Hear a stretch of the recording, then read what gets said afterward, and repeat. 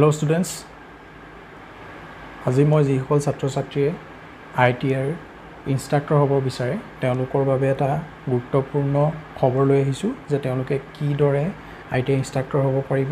তাৰ কিছুমান প্ৰচেছ আছে, কোৰ্চ কৰিব লাগিব, কি কোৰ্চ কৰিব লাগিব আৰু কি ট্ৰেইনিং কৰিব লাগিব যাৰ দ্বাৰা তেওঁলোকে ইনষ্ট্ৰাক্টৰ হ'ব পাৰে। গতিকে প্ৰথমতে এয়া দেখিছে, এই ৱেবছাইটটো হৈছে nimiOnlineAdmission.in। তাত গ'লে আপোনালোকে লিখিব ministry of skill development and এণ্টাৰপ্ৰিনিয়ৰশ্বিপৰ আণ্ডাৰত ডিৰেক্টৰেট জেনেৰেল অফ ট্ৰেইনিং, তাৰ দ্বাৰা কিছুমান কোৰ্চ আগবঢ়োৱা হৈছে। ইনষ্ট্ৰাক্টৰ কোৰ্চ দেখিছে, CITS ক্ৰাফ্টমেনশ্বিপ ইনষ্ট্ৰাক্টৰ ট্ৰেইনিং স্কিম। গতিকে ঠিক আছে, এইটো লিংকটো ক্লিক কৰি চাওঁ আমি কি আছে।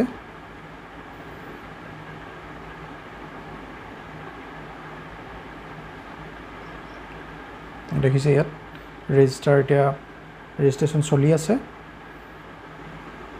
নতুন বেটছৰ কাৰণে। আগষ্ট 2021 বেটছৰ কাৰণে ৰেজিষ্ট্ৰেশ্যন চলি আছে।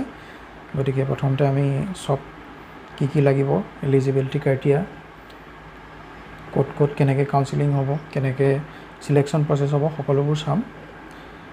গতিকে তাৰ বাবে আমি ইয়াৰ প্ৰস্পেক্টাছখন এবাৰ দেখাই দিছোঁ। CITS admission 2021 prospectus.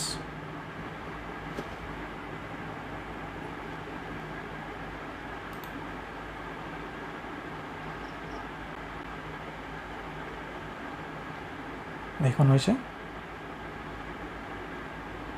DGT directorate general of training CITS 2021 prospectus.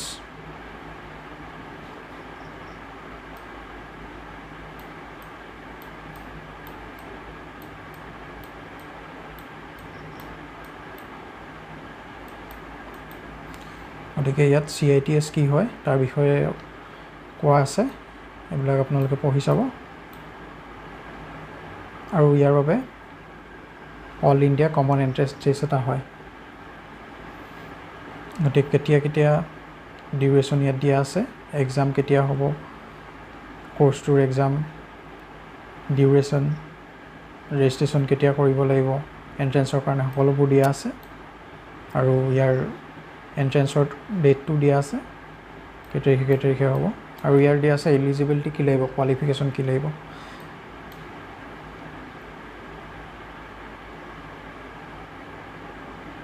Qualification হৈছে ITI চাৰ্টিফিকেট লাগিব, ডিপ্ল'মা বা ডিগ্ৰী বা ITI যিকোনো ইউনিভাৰ্চিটি বা যিকোনো NCVT SCVT ITI হ'লেও হ'ব। আৰু এজৰ কোনো আপাৰ লিমিট নাই। আৰু বেছি ডিটেইলছৰ কাৰণে ইয়াত কৈছে যে এনেক্সাৰটোত ফ'ল' কৰিবলৈ। এণ্ট্ৰেন্সৰ এক্সাম ফিজ হৈছে জেনেৰেলৰ কাৰণে 500 টকা আৰু বাকীবোৰ কেণ্ডিডেটৰ কাৰণে 300 টকা। আৰু এক্সাম পেটাৰ্ণ দিয়া আছে ইয়াত কি আহিব। 75% অবজেক্টিভ টাইপ ITI লেভেলৰ আহিব। ট্ৰেডৰ যোনটো ট্ৰেডত আপোনালোকে ITI কৰিছে সেই ট্ৰেডটোৰ পৰা আহিব 25%। লজিকেল, নিউমাৰিক এণ্ড ৰিজনিং এই তিনিটাৰ পৰা আহিব। দিয়া আছে ইয়াত ফি ষ্ট্ৰাকচাৰ, গোটেইখিনি কোৰ্চটোৰ ফি ষ্ট্ৰাকচাৰ দিয়া আছে। দেখিছে টোটেল বহুত কম ফিজ, যিহেতু গভৰ্ণমেণ্ট ইনষ্টিটিউট হয়।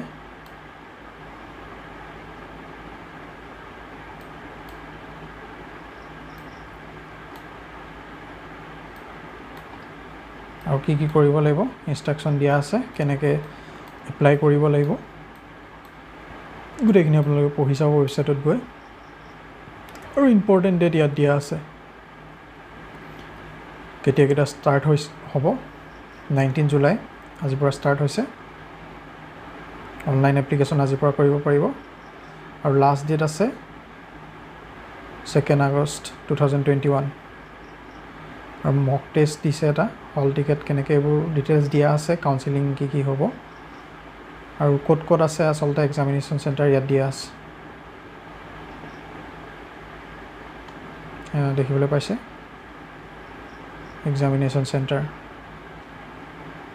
এইসমূহ এক্সামিনেশ্যন চেণ্টাৰ য'ত এণ্ট্ৰেঞ্চটো পতা হ'ব।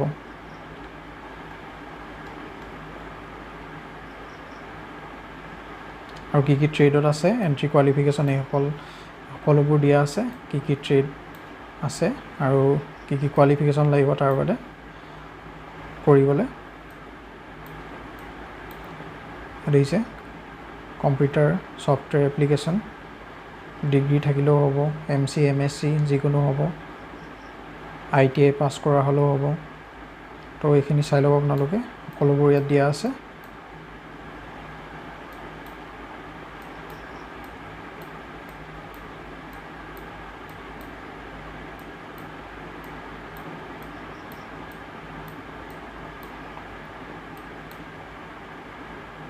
ইয়াত ট্ৰেডসমূহ দিয়া আছে আৰু তাৰ ৰিলেটেড ট্ৰেড কি ট্ৰেডত কৰিলে আপোনালোকে এই কোৰ্চটো কৰিব পাৰিব, কোনটো ট্ৰেডত কোৰ্চ কৰিব পাৰিব।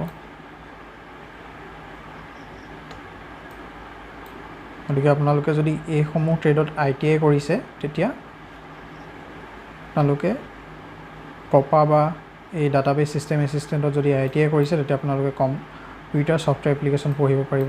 তেনেকুৱা ধৰণৰ ইলেক্ট্ৰনিক মেকানিক্স এইসমূহ ITIত কৰিলে ইলেক্ট্ৰনিক মেকানিক্সত এই কোৰ্চটো কৰিব পাৰিব।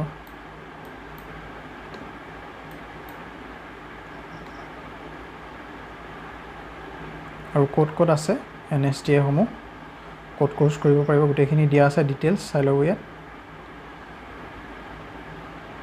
নৰ্থ ইষ্টত মাত্ৰ এখনেই আছে আৰু সেইখন আছে মেঘালয়া তুৰাত।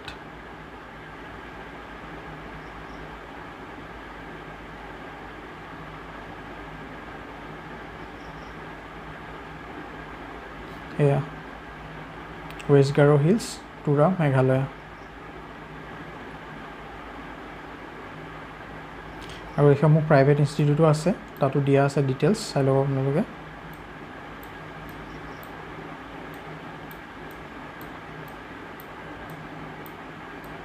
আৰু কিমান ছিট ডিষ্ট্ৰিবিউশ্যন দিয়া আছে, কিমান ট্ৰেডত ছিট খালী আছে, কিমান ট্ৰেডত এলটমেণ্ট আছে, ছিট এলটমেণ্ট, সেই সকলোবোৰ দিয়া আছে ইয়াত।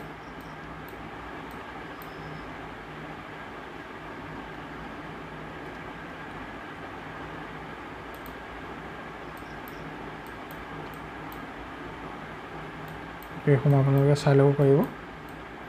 গতিকে এয়া আছে প্ৰচপেক্টাছখন দিয়া আছে, PG ব্যৱস্থাও আছে। এয়া হ'ল প্ৰচপেক্টাছ, কেনেকৈ এপ্লাই কৰিব লাগিব ইয়াত দিয়া আছে। এয়া এক্সামিনেশ্যন এলিজিবিলিটি ইয়াতো দিয়া আছে, ডাইৰেক্টলি আপোনালোকে প্ৰচপেক্টাছ চাব পাৰিব। কাউন্সেলিং প্ৰচেছ ইয়াত দিয়া আছে, কি কৰিব লাগিব কাউন্সেলিঙত, গোটেইসমূহ প্ৰচেছ দিয়া আছে, কাউন্সেলিং কেনেকৈ কৰিব লাগিব। আৰু কাট অফ মাৰ্ক, এইখিনি কাট অফ মাৰ্ক জেনেৰেলৰ কাৰণে দিয়া আছে, OBC ST SC কিমান কাট অফ মাৰ্ক, ফিজ দিয়া আছে, কেইটা ফেজত কাউন্সেলিং হ'ব সেইসমূহ সকলো দিয়া আছে। আৰু ইনষ্টিটিউশ্যন কেনেকৈ চিলেক্ট কৰিব লাগিব, মেৰিট লিষ্ট কেতিয়া ওলাব, সকলো দিয়া আছে। আপোনালোকে এবাৰ ৱেবছাইটটো ভিজিট কৰি ডিটেইলছ জানিব পাৰিব।